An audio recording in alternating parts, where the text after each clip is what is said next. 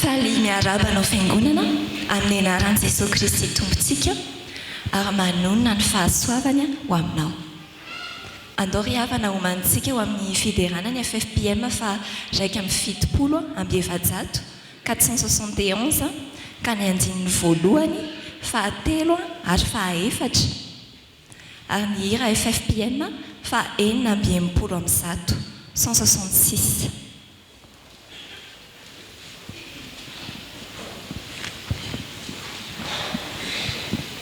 Andao sokafantsika eo ambamansika ny perikopantsika androany ao amin'ny Jaona toko 7:70. Jaona toko 7:70 iarahantsika mamaky ny andininy fahatelo. Mivaky toy izao zany amin'ny anaran'i Jesosy. Ary izao no fiainana mandrakizay dia ny mahafantatra anao izay Andriamanitra tokana sady marina sy Jesosy Kristy izay efa nirahinao. Amen. Mandinika lohahevitra vaovaontsika amin'ity volan'ity dia ny hoe ankalazao ny mpamonjy. Ary androany dia izany no ambaran'i Jesosy antsika hoe izao no fiainana mandrakizay dia ny mahafantatra ilay Andriamanitra tokana sady marina ary mahafantatra an Jesosy Kristy. Daontsika mbola hiary hivavaka.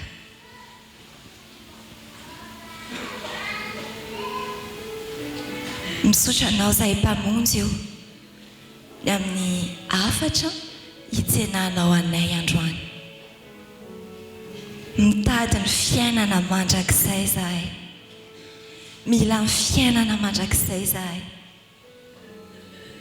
Faly izahay mpamonjy ampahafantarina hoe ny fiainana mandrakizay dia ny mahafantatra ilay Andriamanitra tokana sady marina ary mahafantatra anao Jesosy Kristy. Ampanekeo ary izahay fa ianao ilay Andriamanitra tokana. Tsy misy Andriamanitra hafa na Andriamanitra nentim-paharazana izany na Andriamanitra inona. Ampanekeo izahay fa ianao ilay Andriamanitra marina. Tsy misy Andriamanitra marina hafa afaka hamonjy anay amin'ny fahafatesana. Dia mbola feno fisaorana ny fonay noho ny aminao Jesosy Kristy izay nirahan'Andriamanitra hamindra anay avy amin'ny fahafatesana ho amin'ny fiainana mandrakizay. Dia ampitomboy ary izay Andriamanitra amin'ny fitiavana anao marina. Hitombonay amin'ny fifankazarana aminao sy ny fahafantarana anao marina. Ampitomboy izahay amin'ny fankatoavana anao mba hanekena sady fa efa misantatra sady ilay fiainan-danitra izay dia eny etỳ an-tany. Dia izany no fahasambaranay. Amin'ny anaranao Jesosy Kristy no anaovanay izany vavaka izany. Amen.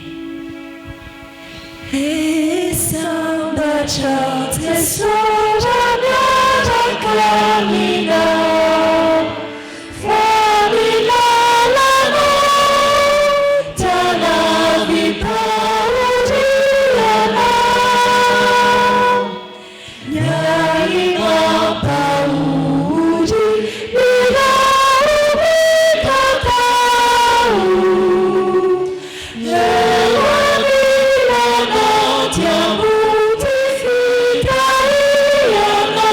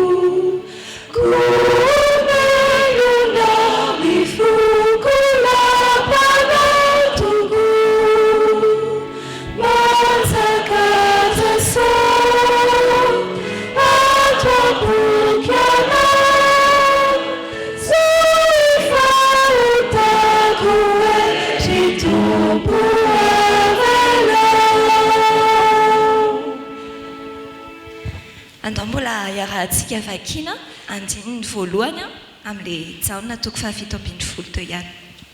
Mivaky toy izao zany amin'ny anaran'i Jesosy. Rehefa nolazain'i Jesosy zany teny zany dia nanandratra amin'ny masony ho amin'ny lanitra izy ka nanao hoe raha eo tonga ny fotoana mankalazany zanakao mba hankalazany zanakanao. Amen. Nanao izao vavaka izao Jesosy dia nasehony antsika fa ny antom-pisiny fony izy tetsy an-tany dia ny ankalaza ilay Andriamanitra rainy. Izany koa ve no antom-pisintsika ry havana, ankalaza ny ray. Taontsika mbola hiary vavaka.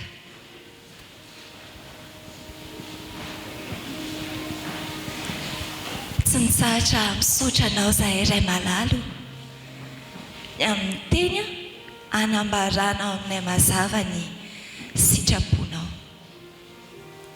Misaotra koa zahay ny amin'ny Jesosy Kristy zanakao natolotra ao anay mba ohatra ho tahafinay. Mifono zahay iray malalo ny amin'ireo atakay taminao kanefa nataonay zany ho filambonahitra ho an'ny tenanay ihany.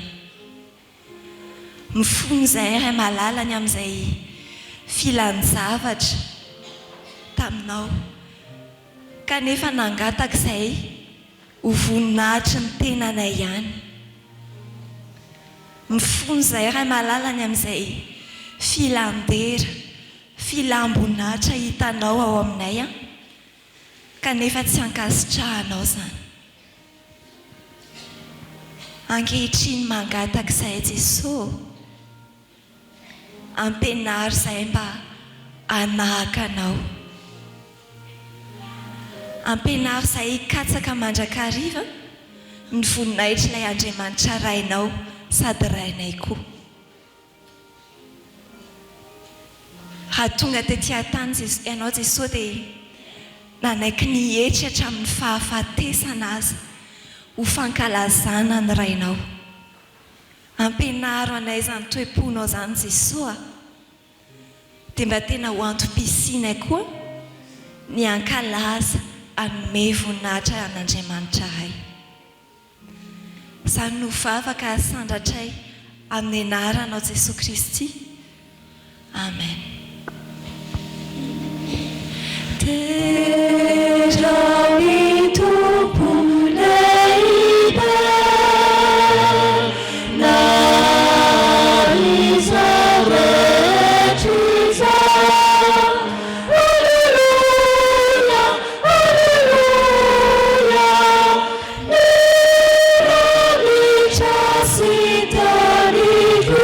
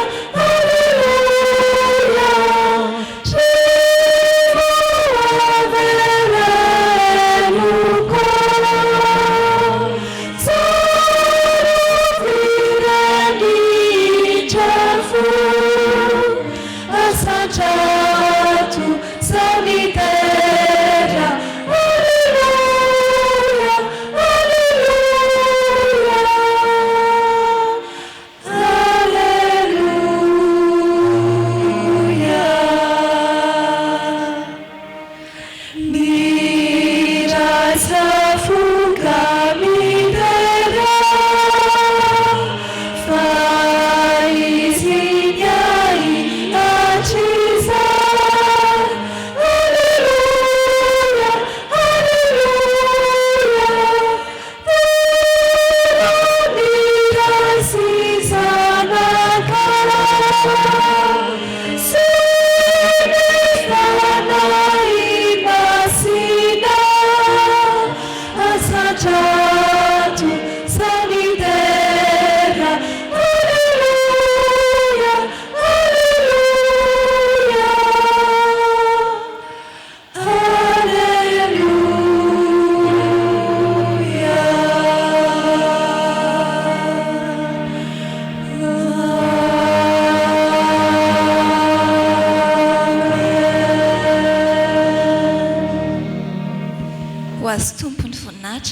ho amintsika ny fiadanany sy ny fahasoavana. Amen. Alahady fahatelo amin'ny volana Desambra taona 3 alahady voalohany amin'ity volana Desambra ity izay amaranantsika ny taona 3 ary indrindra koa taom-baovao ny fiangonana. Mipanjina aloha hevitra vaovao sika riavana araka izany manao hoe ankalazao ny mpamonjy. Ho aminareo rehetra ny riavana ny fahasoavana sy ny fiadanana avy amin'Andriamanitra raintsika sy Jesoa Kristy tompontsika. Amen. Aoka hitsangana ny fiangonana hidera sy hanome voninahitra an'Andriamanitra isika amin'ny fiara-mamaky ny salamo amin'ny anaran'i Jesosy manao hoe mibio an'Andriamanitra ary tany rehetra mankalazany voninahitry ny anarany omeo voninahitra izy ho fiderana azy lazao amin'Andriamanitra hoe endre matahotra ny asanao ny fahalebiazany herinao no ikoizany fahavalonao anao ny tany rehetra iankohaka eo anatrehanao ka ankalazanao. Eny ankalaza ny anaranao izy. Amen.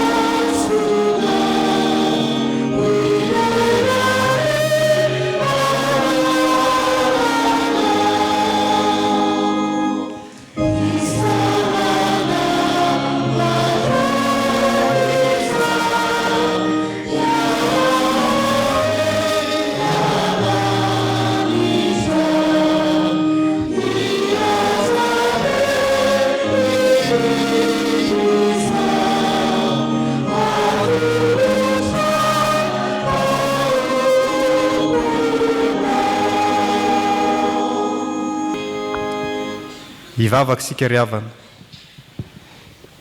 Isaoranay ianao ry Andriamanitra ray zanaka ary fanay masina.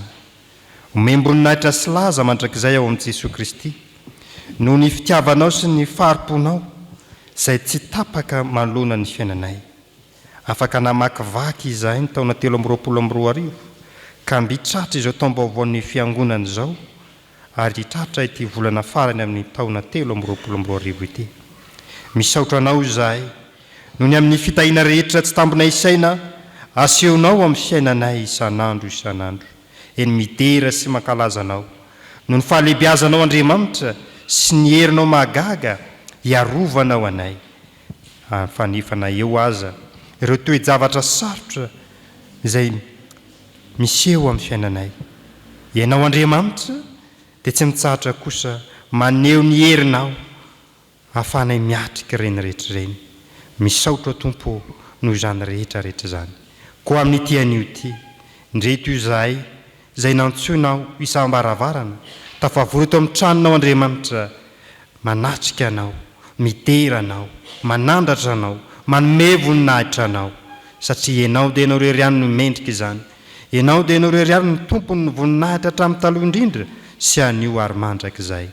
Koa raiso ankasitrao zany fa vokatry ny molotra manaiky ny anaranao satria ataonay amin'ny anaran'i Jesosy Kristy tomponay.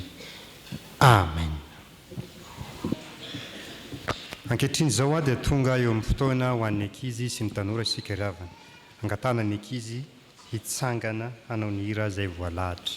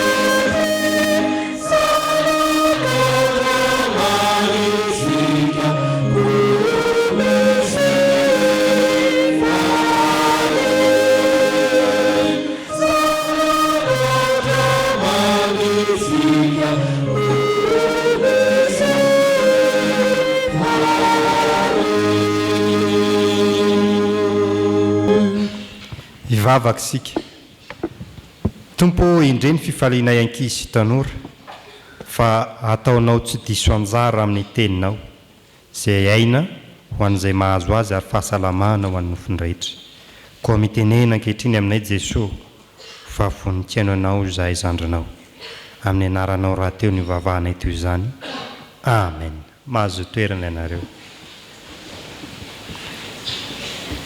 Manona trany ny fiadanan'i Jesosy ho aminareo ankizy rehetra sy ny tanora rehetra koa. Ny tenin'Andriamanitra izay angalana hafatra fioantsika dia ny filazantsara ny Jaona 7:10, ny andininy 7.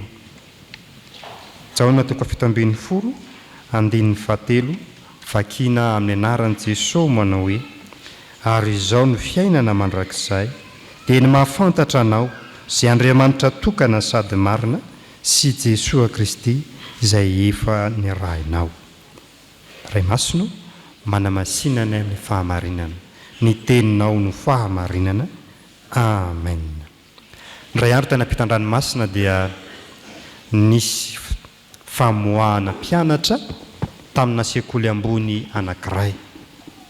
Rehefa vita ny fety aman-danonana tamin'izany famoahana izany dia nisy mpanao gazety anankiray nanatona ireo mpianatra vitsivitsy sasantsasany dia namitany izy hoe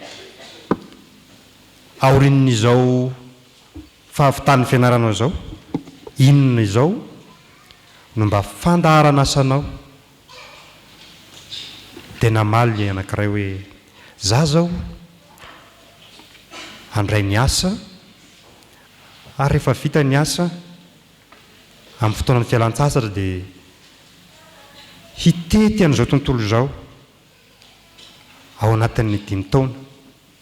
Izay ny saika hitovitovy tamin'izany avokoa ny fanambaran'ireo mpianatra sasany fa teo amin'ity mpianatra anankiray ity kosa rehefa namitany tahaka izany ihany ilay mpanao gazety dia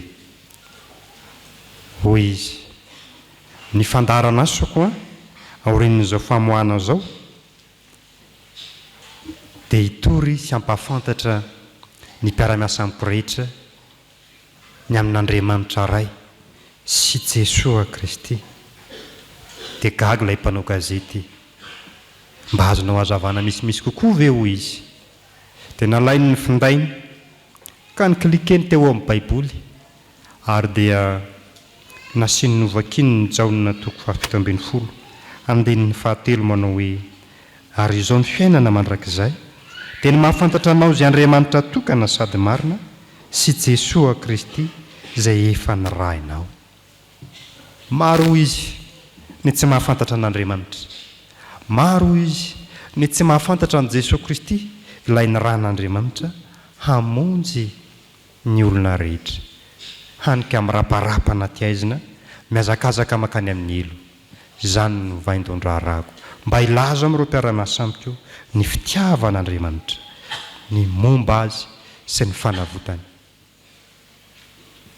dia gahaka ilay mpanao gazety hafara samihafa ny amin'ireo namanao marobe mitetika asanao koa ho antsika rakizy izay nantsoan'Andriamanitra sy nampahafantarin'Andriamanitra ny aminy ampahafantaro ny manodidina anao ny amin'Andriamanitra sy Jesosy Kristy izay ny rany ho famonjenanao ilay fanoraisinao ho an'Andriamanitra irerany ny voninahitra fa ho amintsika kosa ny ay andray izany tenin'Andriamanitra izany.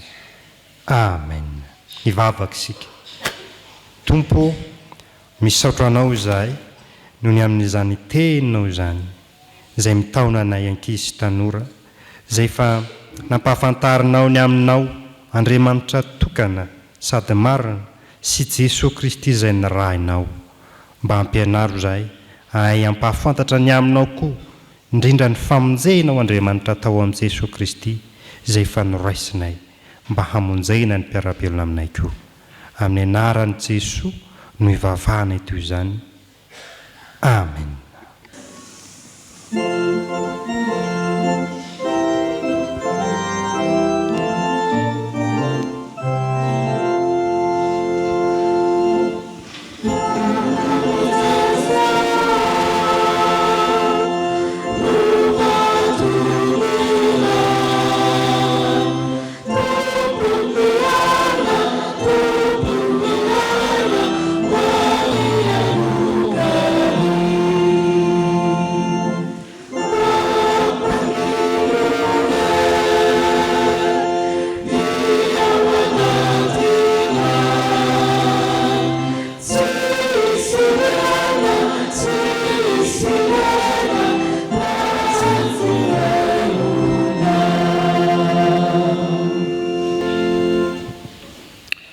Iaraka ivavaka tsika tompoko.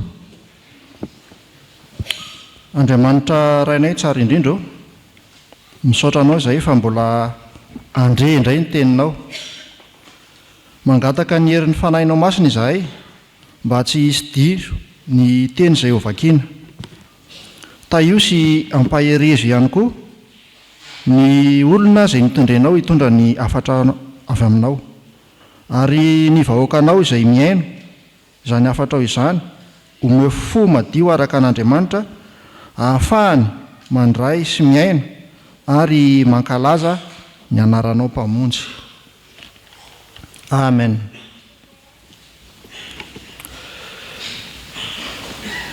Iaraka amaky sy iaino ny soratra masina isika ao amin'ny fanekena taloha bokin'ny tantara voalohany toko fahaenina ambin'ny folo ny andinin'ny fahaefatra ka hatramin'ny andinin'ny fahaefatra ambin'ny folo. Rehefa hita dia hovakiana amin'ny anaran'ny Tompo.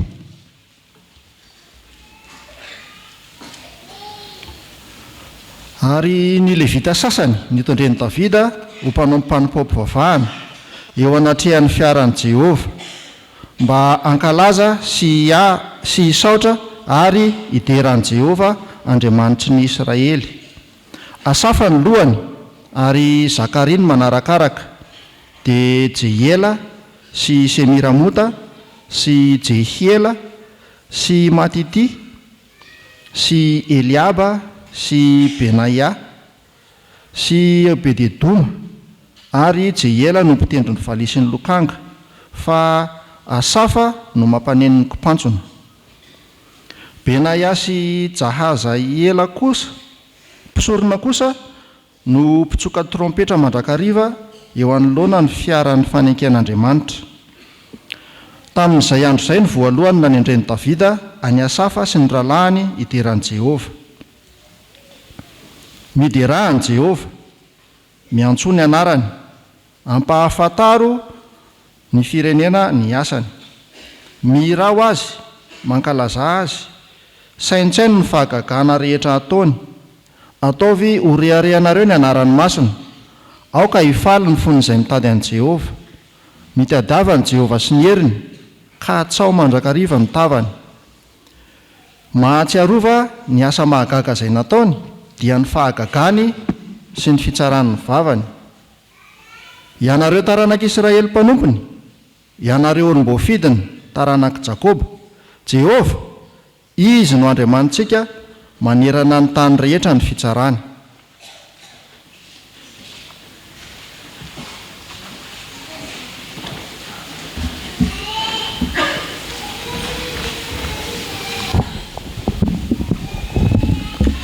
Hotoizantsika ny famakiana ny soratra masina ao amin'ny fanekena vaovao filazantsara araka Jaona. Jaona toko fa 7:12 ka ny andin'ny voalohany hatramin'ny andin'ny 5. Ary ho faranantsika ny famakiana ny soratra masina ao amin'ny bokin'ny asan'ny apôstôly. Asan'ny apôstôly toko fa 3:12 andin'ny 4:70 ka hatramin'ny andin'ny 9:70. Rehefa hita dia ho vakiana amin'ny anaran'ny Tompo. Rehefa nolazain'i Jesosy izany teny izany dia nanandratra ny maso no amin'ny lanitra izy ka nanao hoe: Ray eo, tonga ny fotoana, mankalazà ny zanakao, mba hankalazà ny zanakanao, araka ny nanomezanao azy fahefana amin'ny nofo rehetra, mba hanome fiainana mandrakizay ho an'izay rehetra nomenao azy. Ary izao ny fiainana mandrakizay dia ny mahafantatra anao izay Andriamanitra tokana sady marina sy Jesosy Kristy izay efa nirahanao. Izaho efa nankalazanao tetỳ ambonin'ny tany. Vitako ny asa nomenao ataoko. Ary ankehitriny ray eo, mankalazà ahy amin'ny tenanao dia amin'ny voninahitra ny arahako nanana taminao, fony tsy mbola ary izao tontolo izao. Ary noho ny tamin'ny sabata manaraka dia saika tafangona avokoa ny tao an-tanàna rehetra hiaino ny tenin'Andriamanitra. Nefa ny jiosy kosa, raha nahita ny vahoaka betsaka, dia feno fialonana ka nanohitra ny teny nolazain'i Paoly sady ny teny ratsy. Ary Paoly sy Barnabasy dia niteny tamin'ny fahasahiana ka nanao hoe: Ianareo no tsy maintsy nitoriana ny tenin'Andriamanitra aloha, fa rehefa nandà izany ianareo ka nanao ny tenanareo tsy mendrika azo fiainana mandrakizay, dia indro mitodika makany amin'ny jentilisa izahay. Fa izao no nandidian'ny Tompo anay. Efa nanendry anao ho fahazavan'ny jentilisa aho, mba ho famonjena hatrany amin'ny faran'ny tany ianao. Ary rehefa nandre izany ny jentilisa dia faly izy ka nankalaza ny tenin'Andriamanitra. Ary izay voalahatra ao amin'ny fiainana mandrakizay dia nino. Amen. Oh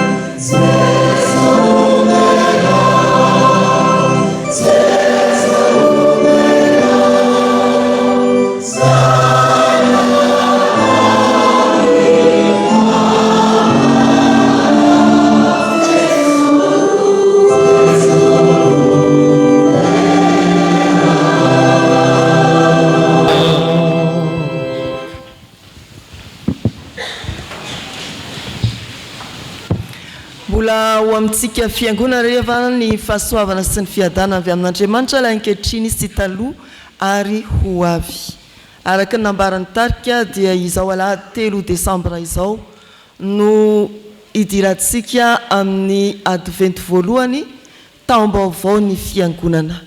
Koa miarahabantsika mpianakavy finoana ry havana tafiditra tokoa amin'izany taom-baovao ny fiangonana izany, miandrandra amin'ny fanantenana ny famonjena. Hanoloanantsika ny jaona 17 andininy voalohany hatramin'ny 15. Jaona 17 andininy voalohany hatramin'ny 15.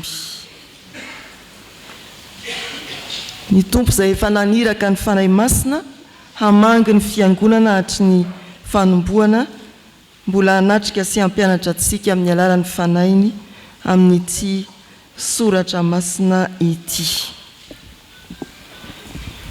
Tokoray miavaka tsy ao amin'ny filazantsara araka ny jaona ihany fa ao amin'ny baiboly manontolo ny filazantsara araka ny jaona 17 araka ny hitantsika eto. Izy manontolo dia manolotra ny fiangonana ny tonom-bavaka lava nataony Jesoa. Rehefa mamaky ny filazantsara efatra isika, indrindra ao amin'ny filazantsara araka ny Luka sy ny filazantsara araka ny Jaona, dia hita fa ao amin'ny filazantsara araka ny Luka mialoha ny samborana any Jesoa dia ny vavaka nataony tao Getsemane, ilay tsaroantsika hoe aoka tsy ny sitrapoko no atao fa ny anao.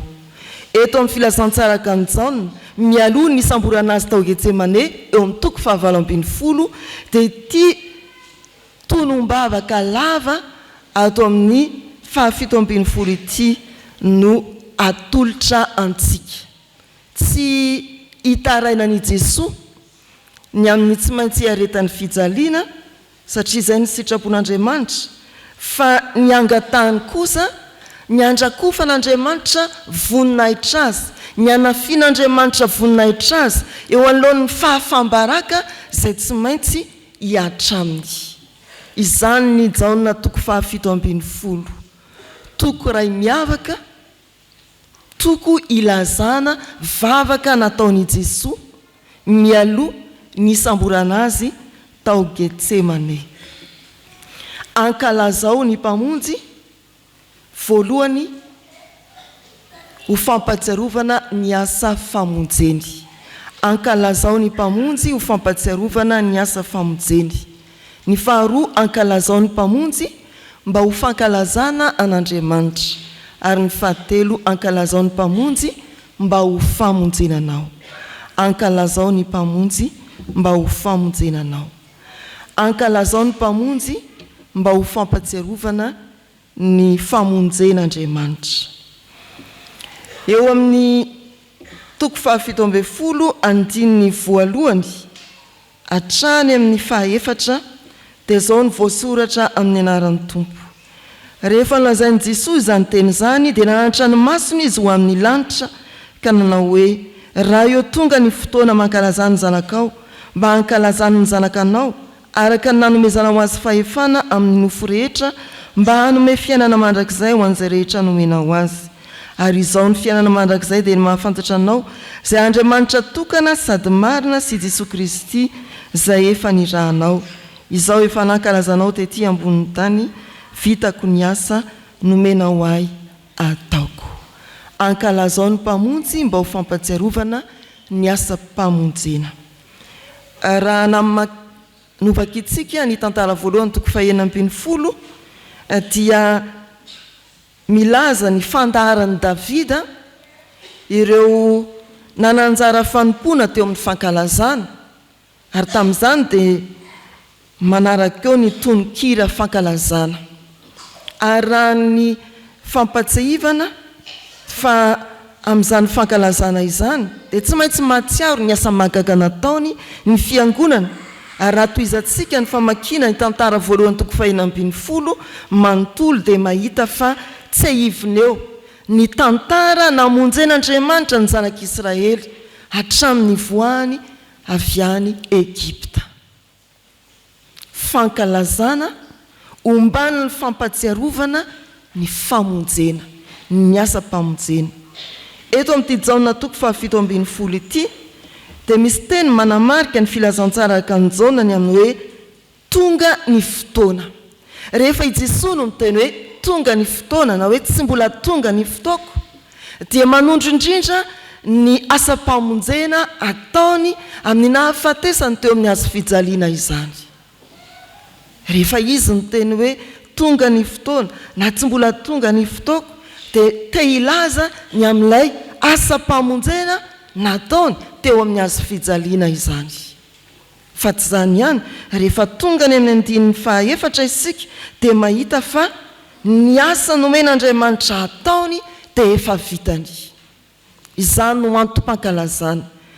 Tonga ny fotoana, ny asa efa vita, mankalazany ny zanakao mba hankalazany ny zanaka anao. Ankalazao ny tompo, ampatsiahivo fa efa vita ny asa-pamonjena. Ankalazao ny tompo, ampatsiahivo fa efa vita ny asa-pamonjena. Tsy ny fahafatesany teo amin'ny azo fijaliana ihany no tsy ahivona arak'izany raha mankalaza ny tompo isika, fa nanomboka amin'ny asa-pahariana, ny amin'ny nahaterahan'i Jesosy, ny amin'ny nahafatesany, ny amin'ny tsanganana, ny amin'ny akarany, ny amin'ny petrahany eo ankavanan'Andriamanitra, ary ny ho avy dia ny mbola hiverenany. Taom-baovaon'ny fiangonana ry havana izao hitsahantsika an'io izao. Rehefa vaovaon'ny taona dia mitaky antsika anao tamberina ny lasa izany. Nanahoana ny taona maro ny fandimy efa niainanao. Tsaronao na makivaky izany taona maro ny fandimy izany ve Andriamanitra? Ary voasoratra teo amin'ny tantaranao hatr'izay nisinao ve ny tantara-pamonjena. Izany no hanery antsika ankalaza ny mpamonjy. Ny fankalazana ny mpamonjy dia fampatsiahivana koa ny tantara-pamonjena. Ity taom-baovaon'ny fiangonana ity dia mitaona antsika hankalaza ny mpamonjy, efa nanoratra ny tantara ho famonjenanao. Ny nahatongavany ho nofo krismasy, ny nahafatesany zoma masina, ny tsanganany pasika, ny akarany ho any an-danitra, ny nampidinana ny fanahy masina, ary ny mbola hiverenany. Taom-baovao anio avaozindray ny fanoratana ny tantara-pamonjena ho anao amin'ny alalan'i Jesosy Kristy mpamonjy. Ankalazao ny mpamonjy. Fa ny faharoa, ankalazao ny mpamonjy mba ho fankalazana an'Andriamanitra. Raha eo tonga ny fotoana mankalazany zanakao mba hankalazany zanakanao, ary ery amin'ny andininy 15, ary ankehitrindra eo mankalaza amin'ny tenanao, dia amin'ny voninahitra ny arahako nanana taminao fontsombolahary izao tontolo izao. Mankalaza na nankalaza na ankalazao. Izany voambolan'izany dia midika hoe hevero na eritrereto na asandrato na omeo voninahitra na tafio famira-piratana. Mankalaza, nankalaza na ankalazao. Eto Jesosy dia toy ny miteny amin'Andriamanitra hoe raha io, za efa nankalazanao mba hanjaranao indray zao no mankalaza. Fa tsy hoe fankalazana ny tenako, fa mba hahatonganao hankalazaina koa eo amin'ny tenako.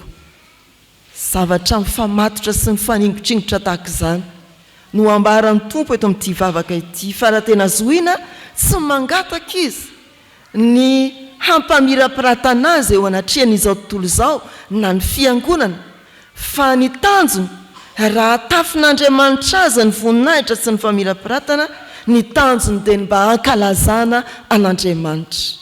Tahaka ny fatsona hampitana ny voninahitr'Andriamanitra ihany i Jesosy eto amin'ity vavaka ataony ity. Raha mankalaza ianao Andriamanitra dia ianao no hankalazaina. Ankalazao ny mpamonjy mba hankalazana an'Andriamanitra. Isika fiangonana ry havana no tenan'i Kristy ety an-tany. tokony andiny tena tsara isika raha miandrandra ny fankalazana ny mpamonjy manodidina ny krismasy. Iza marina no ankalazaina. Ndrao fankalazana tsy misy Jesoa ka mety hipaka amin'ny valindriana ihany. Mba tena ho fankalazana misy any Jesoa, lay fantsina mampita ny fanomezam-boninahitra any amin'Andriamanitra. Mba ho fankalazana krismasy misy any Jesoa, mpanalalana antsika amin'Andriamanitra. Raha mamirapiratra ny fiangonana amin'ireo karazana ravaka sy karazana fitafy haingo samihafa ataon'ny vahoakan'Andriamanitra izay tsy ratsy ho azy, dia tsy ho famirapiratana pokaty izany, fa famirapiratana atafy any Jesoa mba hamirapiratany voninahitr'Andriamanitra. Ianao ny tsara sy mirenty amin'ny vanim-potoana krismasy, tsy ho anao fa ho any Jesoa hampiariariana ny famirapiratany voninahitr'Andriamanitra. Ny jiro no mirehatra anampin'ny fahazavana efa misy toy ny andavanandro, mihoatra ny andavanandro, dia tsy hoe mba hanazava misimisy kokoa ny trano fiangonana, fa hampatsahivana antsika famirapiratana ao anatin'ny krismasy na tany anatin'ny fahitromby aza. Famirapiratany voninahitr'Andriamanitra teo amin'ny azy fijaliana na ny aretan'i Jesoa aza. Izany ry havana ny fankalazana ny mpamonjy, fampitana ny famirapiratany voninahitr'Andriamanitra izay tompony voninahitra irery ihany. Ankalazao Jesosy Kristy mpamonjy mba ho fankalazana an'Andriamanitra.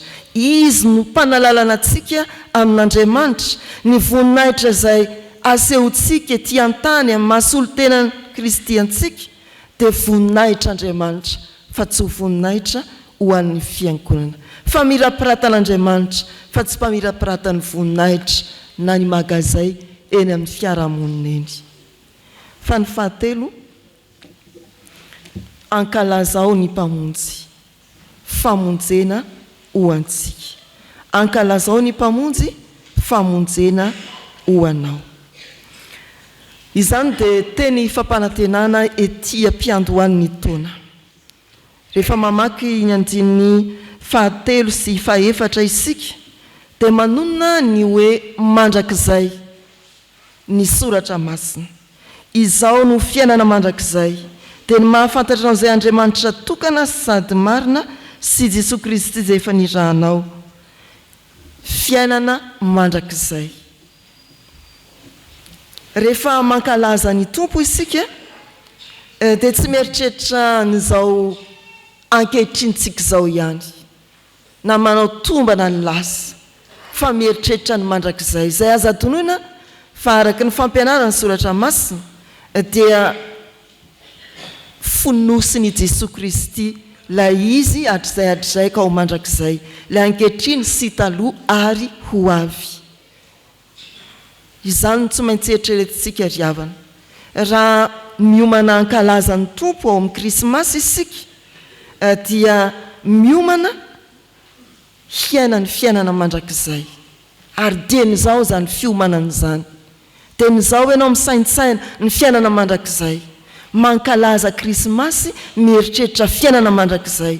Fa tsy hoe mankalaza krismasy manao fiainana dia hitsangatsanganatsy, nao sakafo tsaratsara, tsia.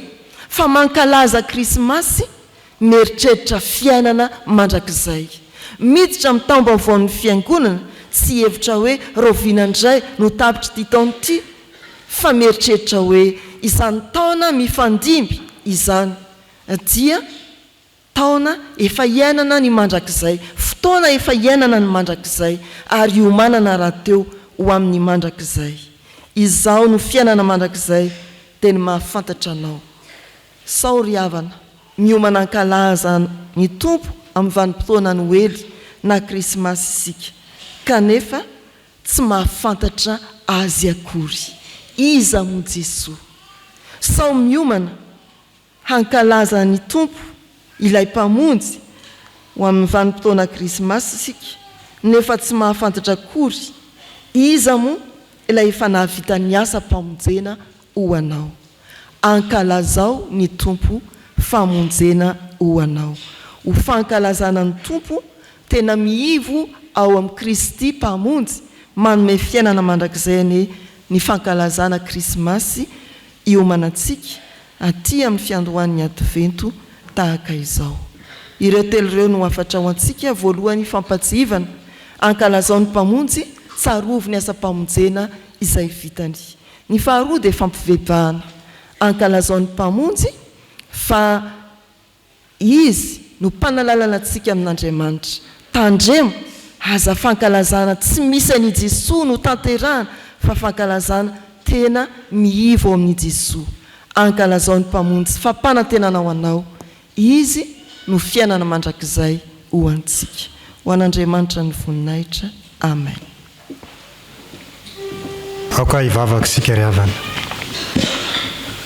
Andriamanitro, misatra anao zahay noho ny amin'ny teninao izay mampahatsiaro anay, fa izay reto dia nantsoinao ankalazanao mba hampahatsiaro ny famonjena vitanao.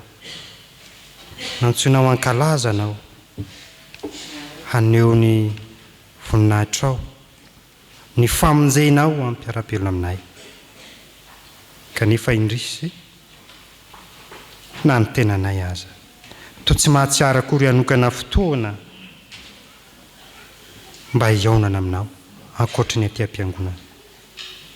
Tompo, male miara-nofo izahay, male miara-panahy, ko miangavy ny fanavotanao sy ny anadiovana anay amin'ny ranon'i Jesosy Kristy zanakao Andriamanitra, mba homendrika anao ka hanavao ny herim-panahy aty anatinay no ny asan'ny fanenao masina tsy mitsahatra, mba hahatonga anay olona vonina tsara amin'ny asa tsara rehetra, hahatanteraka ny sitraponao Andriamanitra, dia izay tsara sady ankasitrana ny marina. Satria fantatray fa ianao Andriamanitray dia Andriamanitra tsy mitahiry fahatezerana, fa maro-po sady be famindram-po. Izany no mahatonga anay sahy ankehitriny manatona anao, milela-paladia, mangataka ny amin'ny ramponao sy ny famelan-keloka avy aminao Andriamanitra. Fa ahy izay ty ambanin'ny masoandro no misy olona tsy manao meloka eo anatrehanao. Eny, ianao dia ianao Andriamanitra irery ihany no marina. Eny, ianao dia ianao Andriamanitra irery ihany no mahavonjy. Ka aminao no iantsonay famonjena, aminao no iantsonay famelan-keloka, aminao no iantsonay fanavotana sy vonjy, aminao no ivavahanay noho ny amin'ny Jesosy Kristy ilay maty teo ny azo fijaliana ho famonjena anay. Amin'ny anarany raha teo no anaovanay izany vavaka izany. Amen.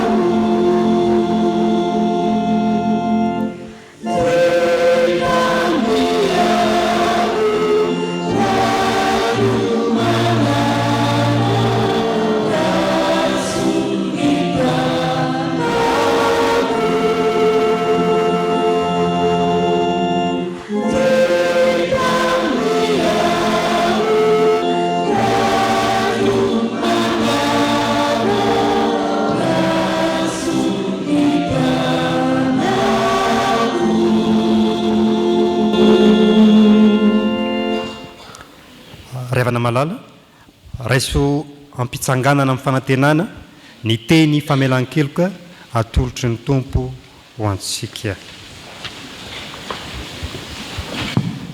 Voasoratra hoe, ary tsy handratra na hanimba iran'ny tendrombohitro masina izy, fa ny tany hoeniky ny fahalalanan'i Jehova, tahaka ny rano, ny anarona ny rano ny fanamban'ny ranomasina. Fa Andriamanitra ao fahatsiolona, dia dia niray masina ao aminao ka dia tsy ho avy amin'ny pahatezerana amin'ny rehetra ao.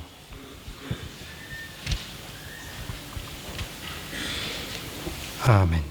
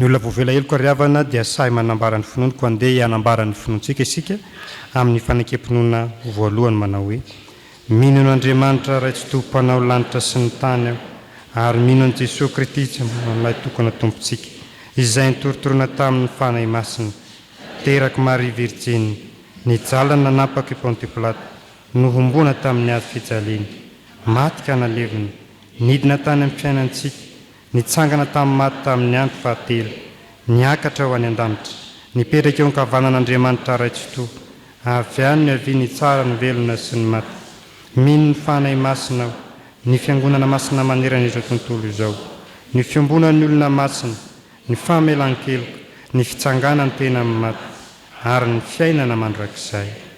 Amen. Hivavaka isika ry havana. Andriamanitra ianao rainay no amin'ny Jesosy Kristy mpamonjy anay. Misaotra anao izahay fa ianao ilay Andriamanitra miandry any mandrakariva mba hiantoraka aminao ary omenao fotoana izay ankehitriny hitany ilay eto am-pototry ny hazo fijalianao. Tsy miafina anatrehanao ny fiainanay, fiainan'ny firenenay, ny fiainan'ny isam-baravarana. Tompo, mivavaka izahay mba handrosoany ny firenenay amin'ny fiadanana, amin'ny fandriampahalemana, amin'ny fahamarinana. Ianao any hiasa mikiry amin'ny fahasoavanao Andriamanitra mba hanasoa ny firenenay. Hiaro ny vahoaka malagasy amin'ny asana ratsy rehetra manoloana ny tsy fandriampahalemana. Ankehitriny mivavaka izay ho an'ny fiangonana. Tompo, mba tefeo ary rakofy ny herinao mba ho fanehoana ny voninahitra ao Andriamanitra ka ho fanasina sy ho fahazavana tokoa eto anivon'ny firenenay.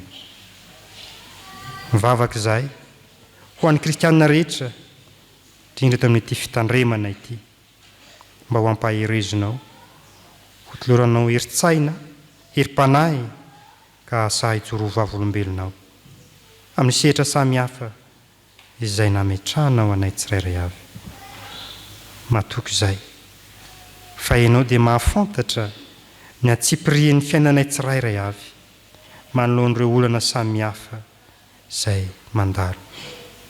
Ao ny marary, eny Tompo, mety misy tonga eto mety hoe ny andalana fa any amin'ny tompo-pahasalamana koa entina eto anatrehanao tonononay mba hanomezanao fanasitranana zany marary izany ianao any hamongotra ny loharanona aretina rehetra mahazo ny tena mampanahany tsirairay mivavaka izahay andreo manana olana saribahany Andriamanitra ny vahaolana ianao Andriamanitra azonay anteherana Andriamanitra velona ka afaka mamaza rehetra mety olana miseho amin'ny fiainanay mivavaka izahay ho an'ny mana-manjo rehetra tompo namoy avatiana sarakolonay irery hanika mitanondrika ny loha mirotsaka ny ranomaso malahelo ny fo mafy aminay olombelona zany koa ny fampahirezan'ny faneno masina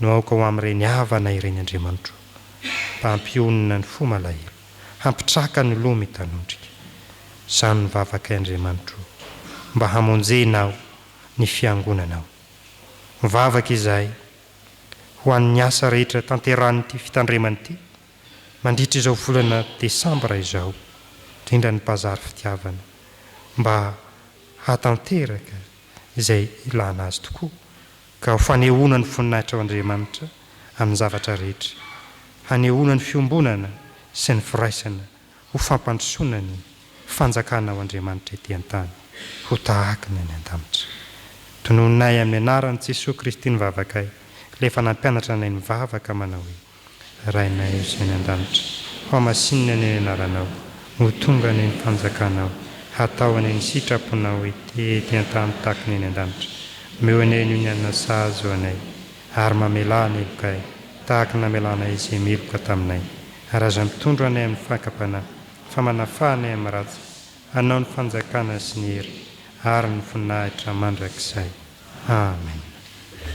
Ho tambaovao eniky ny fifaliana sy ny fanantenana ao amin'ny Kristy ilay fiainantsika ny tambaovao ny fiangonana. Anankiroa no hijoroneto ny voalohany dia fanentanana ary ny faharoa dia fampatsiahivana. Efa nampandrenesana antsika ombieny fa raha sitrapon'ny tompo ry havana dia ny sabotsy 20 Desambra ho avy izao no imbonantsika indray amin'ilay fiombonana mahafinaritra mahafaly ao anatin'ny Bazary fitiavana. Misy asa miandry antsika ary asa lehibe tokoa ao anatin'izany. Isika no mpiantsena fa sika ihany koa no mamory ny entana ao an-tsena. Izay anentanana antsika anio dia ny anomezantsika ireo entimanana izany Bazary fitiavana izany mba azahoantsika manjifa ny entana samihafa ho amin'ny fanomezana Krismasy na ho amin'izay entimanana koa ny fiainantsika manodidina ny Krismasy sy ny fiainantsika andavanandro.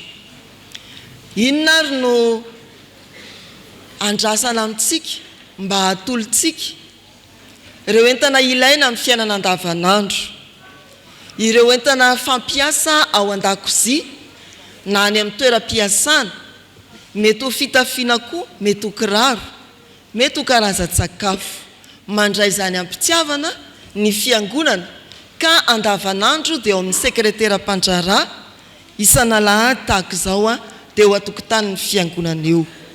Efa nisy ny nanome isaorana mbola afaka manolotra ihany, mety mbola tsy nanome mihitsy ianao ny amin'ity taona ity na hatramin'izay nisy ny Bazary fitiavana dia izao no fotoana mario ny fitiavanao ny asan'ny fiangonana ka manomeza entana mba habevony Bazary fitiavana. Fa efa mario amin'ny fandaharam-potoananao sahady ny sabotsy 20 Desambra ry havana. Tsy hanolotra ny entana ao amin'ny Bazary fitiavana ihany isika fa efa hiomana koa hiantsena. Izao ny fanarahantsika rehefa avy aty amin'ny Bazary fitiavana ianao ka tsy nahita izay nitadiavinao zay vao mitady zay ilainao any amin'ny tsena hafa ivelany Bazar Fitiavana. Fa hitanao ao zay tadiavinao afa-tsy hoe pointure 45 ngamba nkiraronao dia mety tsy izy ao fa zay aty aloha metsena amin'ny 20 Desambra rehefa tsy hitanao aty ny zavatra tadiavinao na ny ilainao amin'ny hoandrio na ny sahananao ny fiainanao andavanandro na koa zay mety heverinao ho fanomezana atolotra krismasy ho an'ny olona heverinao anolorana an'izany rehefa tsy hitanao aty zay vao jereo any ankafa.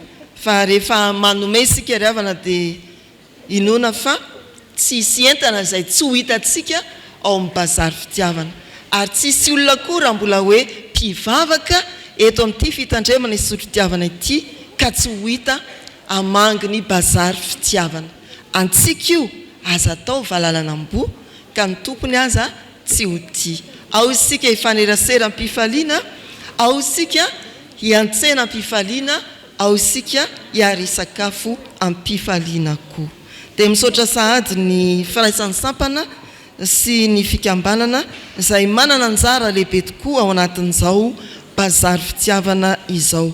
Izay tsy tokony adonoitsika dia napetraka ho loharanom-bola isanana koa ny asan'ny fiangonana ny Bazar Fitiavana.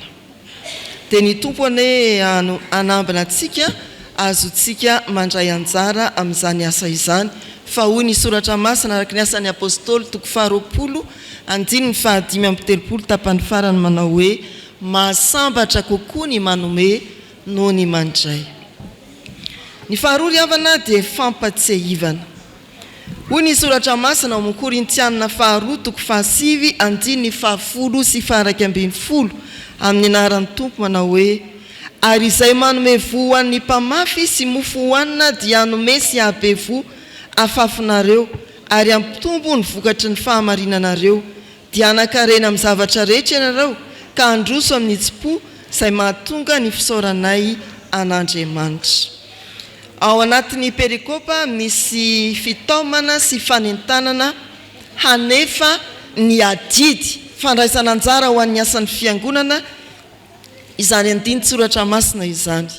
Ny ampatsihivina eto dia ny fanefantsika mpandray fanasan'ny tompo indrindraindrindra ny adiditsika amin'ilay karatra efa nomenantsika fonisika no raisina mpandray na efa nosoloana izy iny satria efa feno. Koa efa ny farana ny taona ry havana taom-piangonana manomboka ny taom-piangonana fa madiva hifarana koa ny taona 3 mieritreritra ny anomboka taom-piasana vaovao irosa amin'ny vanim-potoana ny fifidianana sika ny taona 420. Tapitra ny taona ataovy ny tomba anezaka ny amin'ny fanamarianao ny fanorantenanao teto amin'ny fiangonana ny rakitra efa fanaotsika iny fa eo amin'ny adidy indrindra izay nanovantsika fanekena raha teo dia marino ary ny karatra mahampandray anao ny fampianaran'ny fiangonana hatrany amin'ny foibe synodam-paritany vao tapaky ny mpiandraikitra foibe farany teo volana oktobra dia ny hoe tsy mandray adidy taona hitsahana raha tsy voalohany teo aloha koa hoe tsy mandray adidy volana desambra raha tsy vita ny novambra dia aza atao hoe mba fetsy be koa izy amin'ny fetsy ny tsy manao adidy teo aloha dia anao ny vaovao sa hoe mba alohavy aloha ny teo aloha dia zay vao mandony vaovao so dia hoe sa fetsy zany ozy nareo tsy ny afetsena no inona fa ny fitsinjovantsika ny asan'Andriamanitra reseo lahatra mihitsy ny tenanao mba hiaina ny soratra masina ao Matthieu 5:7 manao hoe katsao aloha ny fanjakan'Andriamanitra sy ny fahamarinana dia nampoanao ny zavatra rehetra.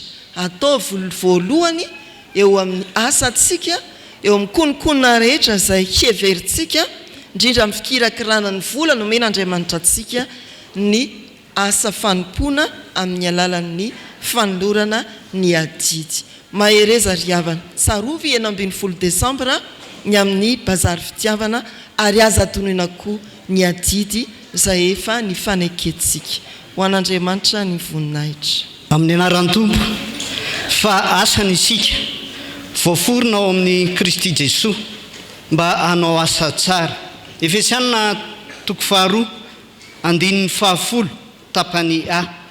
Izany teny fanevizany no entitsika amin'ny Sotran'Andriamanitra sy Jesosy Kristy lohan'ny fiangonana tamin'ny ezaka nataontsika ny amin'ny fandraisan-tanana ny Mpitandrina. Tiana hatrany anefa ry havana ny mampatsiahy antsika mpianakavin'ny finoana fa mbola manana ity volana Desambra ity isika anohizana ny ezaka.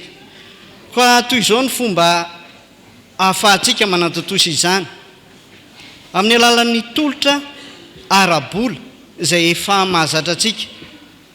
Ao ireo arosantsika eny amin'ny vata eny ambaravarana isaky ny alahady. Ao indray ireo raisin'ny diakona izay andeha eny amintsika eny rehefa avy eo alohan'ny rakitra. Ao ihany koa ny amin'ny alalan'ny plakety izay misy malobola maromaro ka eny amin'ireo komity ny fandraisan-tanana Mpitandrina no ahitana ireo izany. Fa ny amin'ny alahady fa 1:30 ny volana Desambra kosa dia mbola isy ihany ny rodorodo izay amaranantsika izany.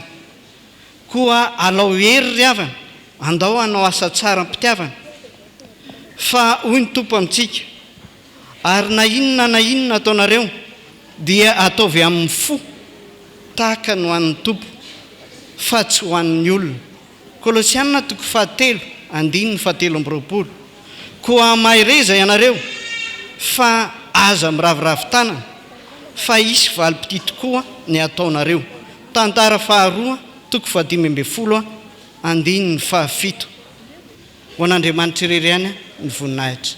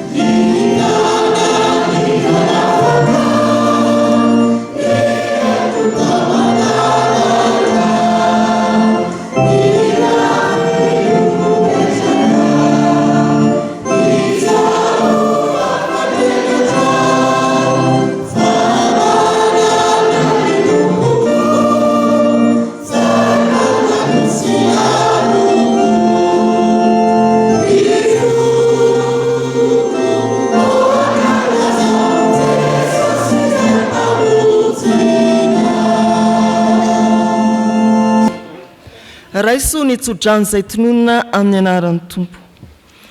Andriamanitra ny fahasoavana rehetra izay efa niantso anareo ho an'ny voninahiny mandrakizay amin'ny Kristy rehefa niaritra fahoriana vetivety ianareo dia izy no hatanteraka sy ampiorina ary ampitoetra anareo. Amen.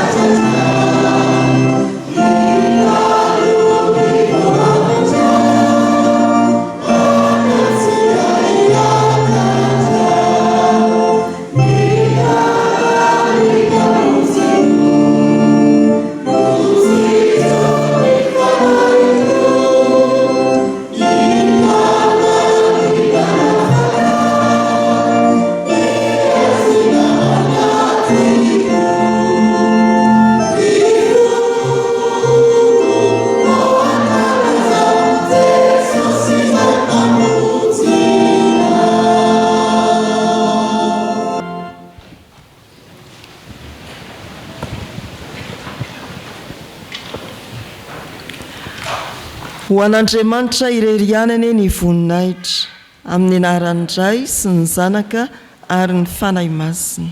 Amen.